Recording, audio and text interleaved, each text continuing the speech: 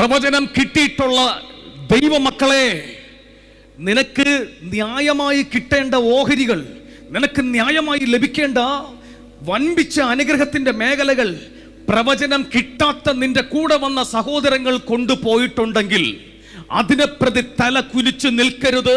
ദൈവം സംസാരിച്ചത് ലോത്തിനോടല്ല, ദൈവം സംസാരിച്ചത് അബ്രഹാത്തോടാണ്. ബലിപീഠം പണിത് ബലിയർപ്പണം നടത്തിയവന്റെ അടുക്കൽ ദൈവപിതാവ് ഇറങ്ങി വന്നിട്ട് പറയുന്ന ഒരു കാര്യമുണ്ട്: തല ഉയർത്തി നിൽക്കടാ. ആമേൻ. പ്രവചനങ്ങൾ ലഭിച്ചിട്ടുള്ളവർ, പ്രോഫസികൾ കിട്ടിയിട്ടുള്ളവർ തല ഉയർത്തി നിൽക്കണം, അബ്രഹാം പിതാവിനെ പോലെ. ഇതിനകത്ത് എത്ര പേരുണ്ട് ശിരസ് ഉയർത്തി നിൽക്കാൻ തയ്യാറുള്ളവർ? പക്ഷെ നീ ഇന്ന് പരദേശിയാ, ഇന്ന് നിന്റെ കൂടെ ആരുമില്ല.